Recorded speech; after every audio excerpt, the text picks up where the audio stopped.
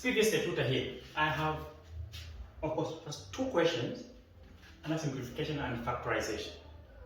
Under simplification, 2 questions. Under factorization, sorry, 2 questions.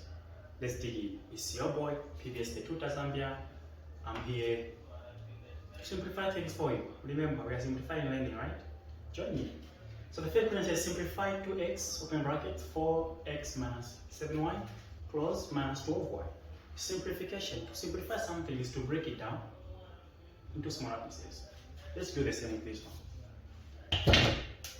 Okay, so question 1a.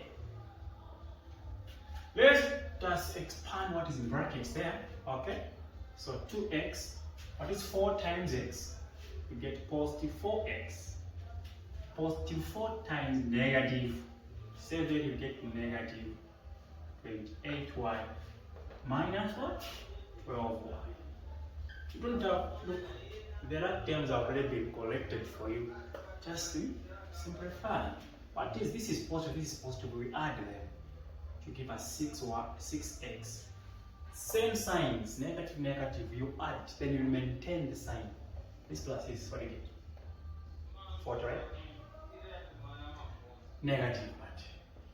Negative 40y. You don't have to go anywhere, it's done. And as a marker, give you a mark, give you a mark, and give you 2, like that. You can proceed to the other one.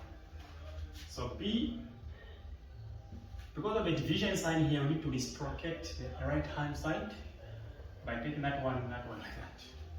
So you have 4x squared y, we divide by 7w cubed, then z, multiply that, this one goes up. So we have 21 wz, we divide by 8y to the power 4. There's one y here, so I'm going to eliminate one y there, and one y here. I'll remain what? Y to the power 3, right? Z gone, w, so I'll make w what? 2. 7 there is 3. It's 2. It's 1. Then what we do? Well, anything in red, let us collect it together. Of 1x and 3 there. So it should give us 3x squared over. We have w2, alright, w2, we have 2 and y. Give us 2 and this. Done. We give you a mark there. If this was 3 marks, because of everything cancelling there, I'll give you 2 here and I'll give you 1 there. If any steps is shown, I would also give you another one. But for me, I've done everything there. Okay. Are we good? We can move on to question 2. Alright. So it's quite easy. Let's go to question 2. Question 2 says, factorize completely. You don't have to leave it on the way, but complete it. Let's start with y squared plus 3y. What is common here? Here we can only factorize by common factors. What is common? Y is common. What is y? You divide into y squared. I'll just go into y plus. I remove 1 y, I'll make this. I will give you this one 1 mark because there's not much work involved. It's just the 1 mark. Quadratic factorization. This is a quadratic expression, by the way. So part B. Now to answer this one, let us find, the moment you see that type of a factorization, just know that they ask you to find the sum, the product, and the factors. So I'll start with the sum. Let me explain what the sum means. The sum is a middle number. Remember, in a quadratic expression, you've got A, B, and C. The sum is just equal to B, which is just equal to negative 10. Together, right? The whole value of B here is negative 10. Let's go to the product. Product is A multiplied by C. A multiplied by C. It's called the product. It's not a single number because we're multiplying 2 or more things. That's why it's called the product. So I'm multiplying A and C to give you 1 times negative 24 to give you what? Negative 24. Factors. Where do you get the factors? Factors, what do you mean by factors, by the way? Factors are two numbers, only two numbers, which when I add, remember the sum, when I add those two numbers, they'll give me negative 10. Those same two numbers, when I multiply them, they give me negative 24. Now, where do you get those factors? You get them from the product here. Now, this is your task. What numbers can go into negative 24? Positive negative 1, positive negative 2, positive negative 3, positive negative 4, 6, 8, what else? 12 can go there, and 24 itself. All of them to be negative and positive, negative and positive. But how do you know which factor to use? You discover that the sum is a negative.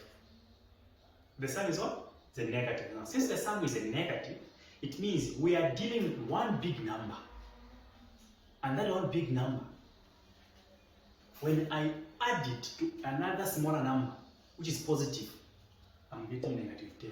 From those factors which I mentioned, which one do you think? Negative 12.